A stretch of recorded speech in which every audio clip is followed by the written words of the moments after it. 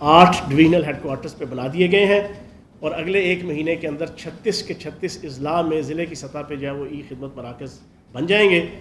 اور جن میں 4 بنیادی جو ایکٹیویٹیز ہیں اور جو خدمات ہیں وہ 1 ونڈو آپریشن کے تحت جناب وہاں پہ سروسز دی جائیں گی۔ ان میں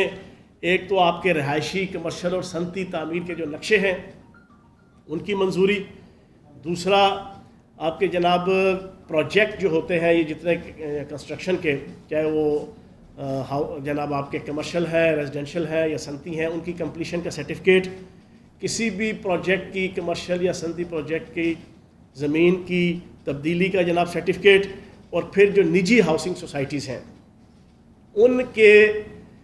جناب منظوری کا جو سرٹیفکیٹ ہے۔ یہ 4 ایسے ایشوز ہیں جس پہ مہینوں انویسٹرز جو ہے وہ کھجل ہوا کرتے تھے اور اس میں کروڑوں روپے کی کرپشن ہوتی تھی، اربوں روپے کی کرپشن انوالو ہوتی تھی، لیکن پھر بھی ان کا معاملہ سارٹ آؤٹ نہیں ہوتا تھا۔ 30 دن سے لے کے 75 دن کے ایک ٹائم پیریڈ طے کر کے باقاعدہ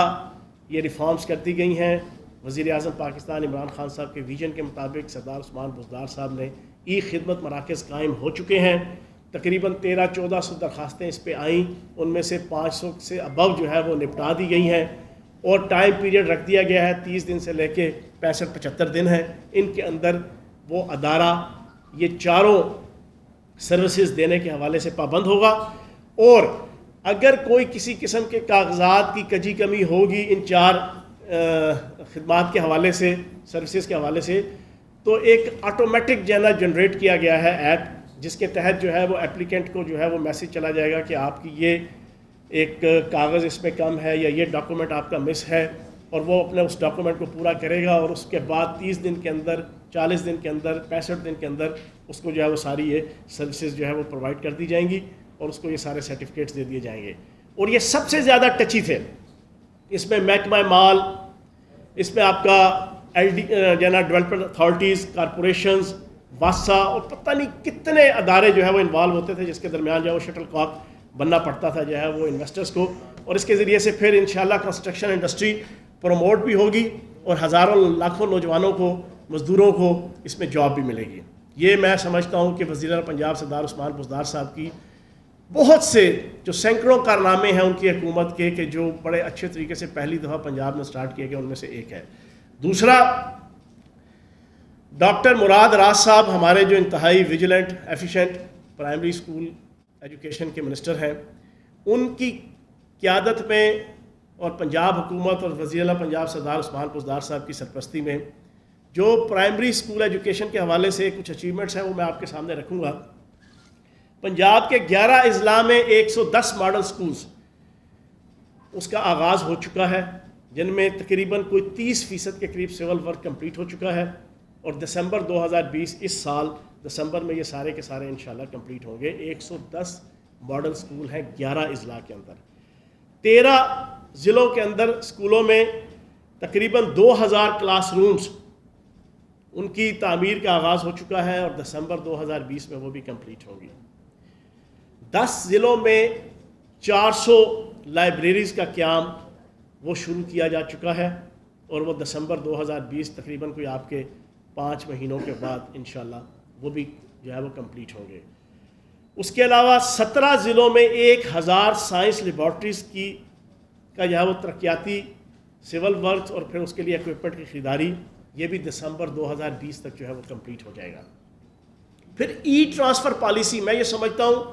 وہ نام نہاد خادم اعلیٰ ہوتے تھے، وہ بہت بولتے تھے، بہت نعرے لگاتے تھے، حبیب جالب کے شعر کی پھٹیاں توڑتے تھے، ہڈیاں توڑ دیتے تھے،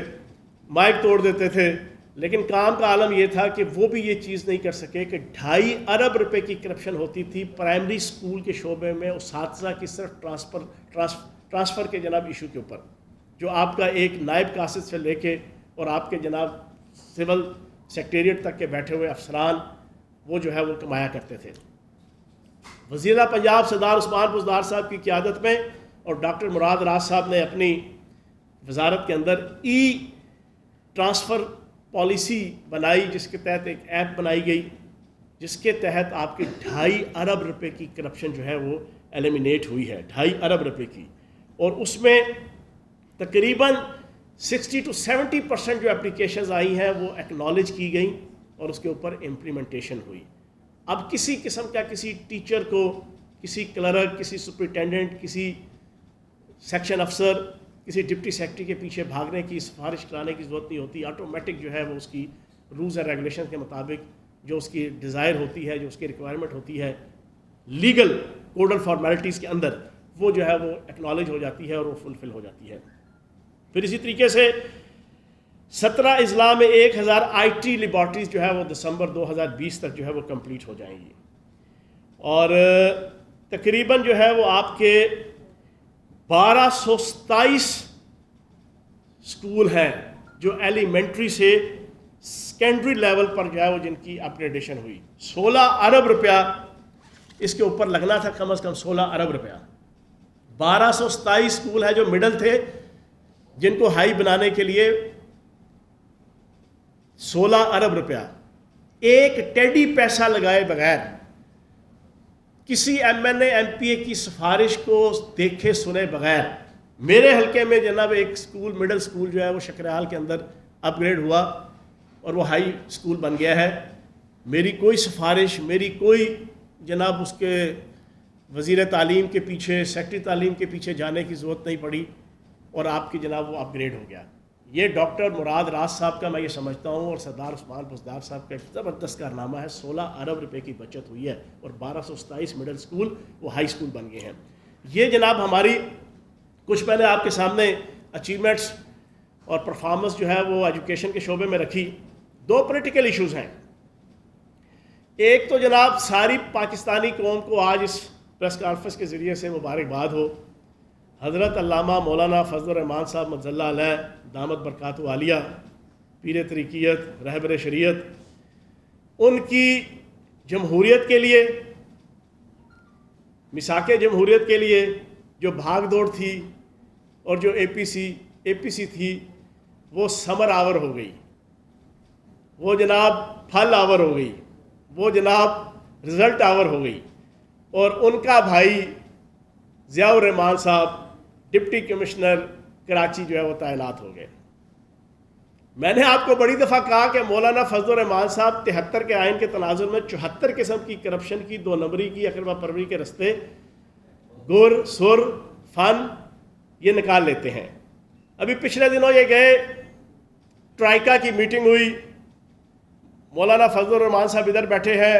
ادھر جناب زرداری صاحب بیٹھے ہیں، ادھر بلاول زرداری صاحب بیٹھے ہیں. فوٹو چلی، لوگوں نے سمجھا پتہ نہیں جمہوریت کی بہتری کے لیے، مساک جمہوریت کی بہتری کے لیے، پارلیمانی سسٹم کی بہتری کے لیے پتہ نہیں کون سا چاند چڑھے گا. پتہ لگا جناب اس کا رزلٹ کیا آیا. ضیاء الرحمان صاحب جن کی آج تھوڑی سی ہسٹری میں آپ کے سامنے رکھ دوں. پی ٹی سی ایل کے اندر عام سے گریڈ 15-16 کے ملازم تھے.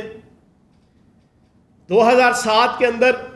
پرویز مشرف صاحب کے ساتھ ڈیل کر کے جو انہوں نے حکومت لی تھی،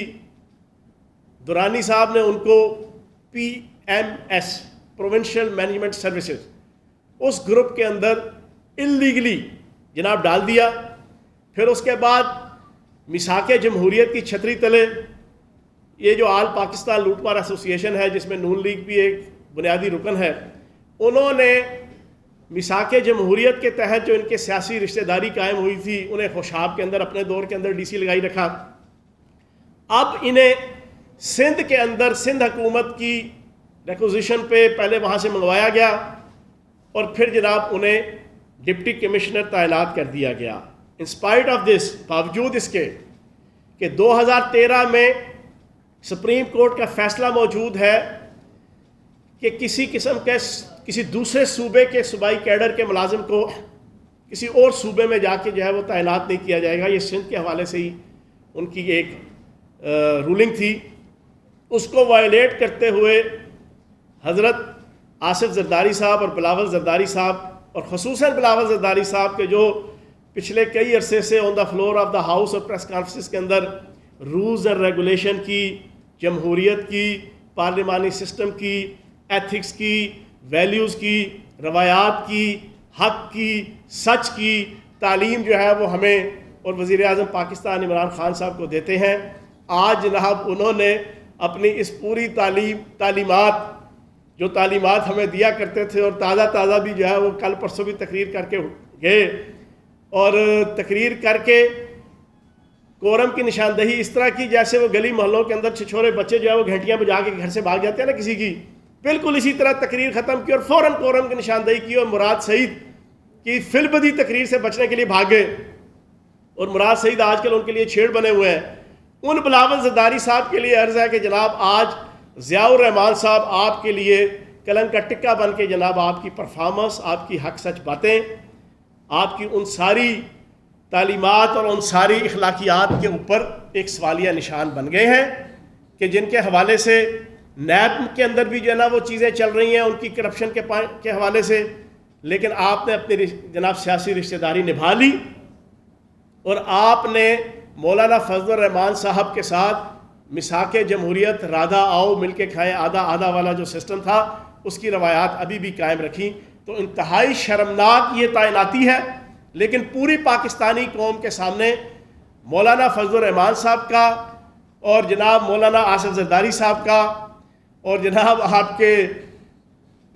بلاول زرداری صاحب کا چہرہ جو ہے وہ بے نقاب ہو گیا۔ ایک تو یہ آپ کے سامنے کلیئر رکھنے تھے، اور لوگوں کو پتہ چل گیا کہ حضرت مولانا فضل الرحمان صاحب کی ہر بھاگ دوڑ جو ہے وہ اصول کے نام پہ وصول کی سیاست ہوتی ہے۔ یہ میں نے یہ ڈائلاگ ایجاد کیا، اصول کے نام پہ وصول کی سیاست۔ لوگ کہتے ہیں یار فیاض چوہان غلط کہتا تھا، آج آپ کے سامنے آ گیا کہ جناب کس طریقے سے یہ وصولیاں کرتے ہیں، تو انتہائی قابل مذمت ہے۔ آخری چیز اور آخری ایشو، کلبھوشن سنگھ یادیو کے اوپر آل پاکستان لوٹ مار ایسوسی ایشن نے بڑا تماشا کیا پچھلے 6 دنوں کے اندر، بہت تماشا کیا، چائے کی پیالی میں بہت طوفان کھڑا کیا، بڑا جناب رضا ربانی صاحب سے لے کے بلاول زرداری صاحب سے لے کے خواجہ آصف صاحب سے لے کے نون لیگ کی قیادت، پیپلز پارٹی کی قیادت، بڑا جناب انہوں نے اچھل کود کی۔ وہ کسی نے کہا کہ اس نے میرے قتل کے بعد جفا سے توبہ، ہائے اس زود پشیماں کا پشیماں ہونا۔ صورتحال یہ ہے کہ کلبھوشن سنگھ یادیو 2016 کے اندر پکڑا گیا، آج تک نون لیگ کے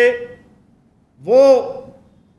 قائد جس کو قائد کا درجہ دیا ہوا ہے، جو اس وقت تاحیات بھی اور واحیات بھی نااہل ہیں، انہوں نے آج تک کبھی کلبھوشن سنگھ یادیو کا نام اپنے منہ سے لینے گوارا نہیں کیا۔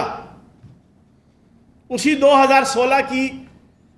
اقوام متحدہ کی جنرل اسمبلی کے اجلاس کے اندر سشما سوراج صاحبہ جو ان کی وزیر خارجہ تھیں انڈیا کی، انہوں نے ایک جعلی مسلمان جو بنیادی طور پہ ہندو تھا اس کو مسلمان کے طور پہ پیش کر کے اس کو جیش محمد اور پتہ نہیں ISI کا ہینڈلر قرار دے کر، جو جھوٹا اور فیک تھا اور ہندو تھا، وہ مسلمان بھی نہیں تھا، اس کے حوالے سے اپنی تقریر کے اندر پاکستان کو اتنا ڈی گریڈ کیا کہ آپ کی سوچ سے باہر ہے۔ 2016 کی جنرل اسمبلی میں اقوام متحدہ کی، ہمارے پاس تازہ یہ کلبھوشن سنگھ یادیو موجود تھا جس نے اعتراف کیا کہ میں نیوی کا، انڈین نیوی کا افسر ہوں، میں را کا ایجنٹ ہوں، میں نے خیبر سے لے کے کراچی تک، گوادر سے لے کے چترال تک کیا میں نے جناب دہشت گردی کے واقعات کروائے، کس کس کو سپانسر کیا، کیسے سپانسر کیا۔ لیکن یقین جانے ہمارے ملک کا وزیر اعظم اس جنرل اسمبلی کے اندر سشما سوراج سے جو ہے وہ مار کھا کے آ گیا، اس نے جھوٹ کے اوپر ہمیں پاکستان کو ڈیگریڈ کر دیا، لیکن ہمارا وزیر اعظم سچ کے اوپر بھی جو ہے وہ کلبھوشن سنگھ یادیو کا نام لینا اس نے گوارا نہیں کیا۔ وجہ کیا تھی؟ دوسری طرف پیپلز پارٹی کے بلاول زرداری صاحب آج کل بڑے جناب چہک کے لہک کے مہک کے کلبھوشن سنگھ یادیو کا جناب تذکرہ کرتے ہیں اور کہتے ہیں جناب کہ اس کو NRO دے دیا گیا۔ یہ وہی بلاول زرداری صاحب ہیں جن کی والدہ محترمہ بینظیر بھٹو صاحبہ 1989 کے اندر وزیر اعظم تھی، اور راجیو گاندھی وہ پاکستان کا دورہ کرنے آئے، جن کی عمریں تو 10 سال ہے نا سیاست میں، شاید وہ بھول جائیں، یا جن کی عمریں صحافت کے اندر 8 سال 10 سال ہے وہ شاید بھول جائیں۔ جو سینئر صحافی اور جو سینئر پولیٹیشین ہے وہ سب جانتے ہیں، اس وقت کشمیر ہاؤس کے بورڈ تھے میریٹ ہوٹل کے سامنے، انہوں نے اس روٹ کے اوپر جہاں سے راجیو گاندھی نے گزرنا تھا، محترمہ بینظیر بھٹو صاحبہ نے وزیر اعظم پاکستان کی حیثیت سے وہ بورڈ اتروا دیے کہ کہیں راجیو گاندھی اور انڈین اسٹیبلشمنٹ اور انڈیا ناراض نہ ہو جائے۔ وہ بلاول زرداری آ کے ہمیں بتاتا ہے کہ جناب انڈیا اور کلبھوشن سنگھ یادیو، اور پھر ایک امپورٹنٹ چیز آن ریکڈ یہ بات کر رہا ہوں، میثاق جمہوریت جس کو میں کہتا ہوں رادھا آؤ مل کے کھائیں آدھا آدھا والا سسٹم، میثاق جمہوریت کے 20 نکات میں سے ایک نکتہ، آج یہ بڑی امپورٹنٹ اور نئی چیز ہوگی لیکن یہ نئی ہے نہیں ہے، آج میں بے نقاب کروں گا تذکیر کے لیے، پاکستان کی عوام کے لیے بھی اور میڈیا کے دوستوں کے لیے بھی، تجزیہ نگاروں کے لیے بھی اور اینکرز کے لیے بھی۔ میثاق جمہوریت جو غیر ملکی طاقتوں نے کروایا تھا، کس کے درمیان؟ نون لیگ نواز شریف صاحب، پیپلز پارٹی محترمہ بینظیر بھٹو صاحبہ زرداری صاحب، اسفند یار ولی صاحب، مولوی فضل الرحمان صاحب، الطاف حسین صاحب وہ گیڑا سوامی جو باہر بیٹھے ہوئے ہیں، اور جناب آپ کے محمود خان اچکزئی صاحب، یہ ساروں کو میثاق جمہوریت کے تحت جو اکٹھا کیا گیا، اس کے 20 نکات طے کیے گئے، اس میں ایک نکتہ کیا تھا؟ ایک نکتہ یہ تھا کہ انڈیا کے ساتھ دوستی کرنی ہے،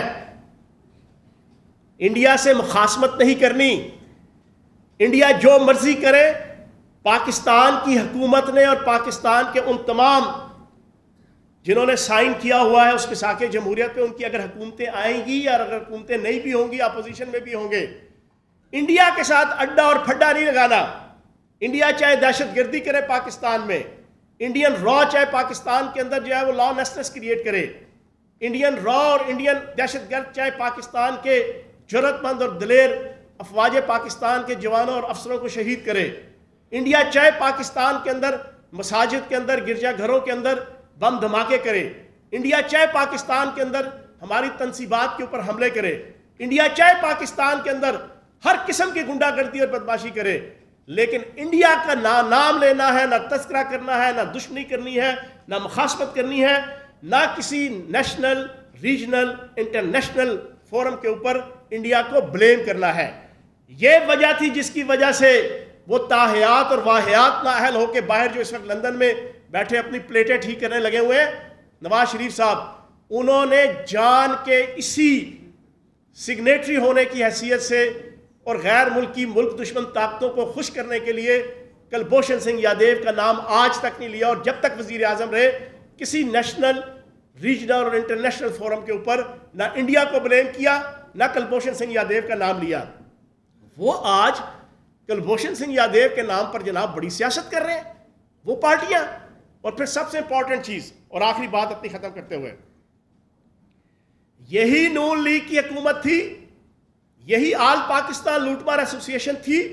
یہی میثاق جمہوریت کی چھتری طرح سارے رشتہ دار، یہ جو پھپھی زاد تائی زاد سیاسی رشتہ دار بنے ہوئے تھے، انہوں نے پلاننگ کر کے مودی کو خوش کرنے کے لیے انڈین اسٹیبلشمنٹ کی دی ہوئی پالیسی کے مطابق، مودی کی دی ہوئی اسٹریٹجی کے مطابق، یہی نون لیگ کی حکومت اپنے ان میثاق جمہوریت کے رشتہ داروں کے مشورے سے کلبھوشن سنگھ یادیو کا کیس عالمی عدالت کے اندر لے کر گئے تھے، انٹرنیشنل کورٹ آف جسٹس کے اندر لے کے گئے تھے۔ اب جب آپ انٹرنیشنل کورٹ آف جسٹس میں لے گئے تو پھر پاکستان پابند ہو گیا انٹرنیشنل کورٹ آف جسٹس کے فیصلوں کا، ڈیسیژنز کا، سبمیشنز کا، ان کی جناب ہر قسم کی پالیسی کا۔ اور اسی پالیسی کے تحت کل وزیر قانون فروغ نسیم صاحب نے بڑے احسن طریقے سے on the floor of the house ان کی ساری کلبھوشن سنگھ یادیو کے حوالے سے جو منافقت کے اوپر اور میکاولی کی سیاست کے اوپر مبنی، چانکیا کی سیاست کے اوپر مبنی، گوئبلز کی سیاست کے اوپر مبنی جو ان کا ڈرامہ تھا پچھلے 6 دن سے، جھاگ کی طرح بٹھا دیا۔ جو تھوڑی بہتی رہ گئی ہوگی وہ آج انشاءاللہ ان کی جھاگ بیٹھ جائے گی کہ جناب ہم اسی انٹرنیشنل کورٹ آف جسٹس کے فیصلوں کے پابند ہیں، اور ان کے فیصلوں کی روشنی میں صرف کونسلرز کی رسائی دی گئی ہے، نہ کوئی این آر او، نہ کوئی رہائی، نہ کوئی فیسیلیٹیشن۔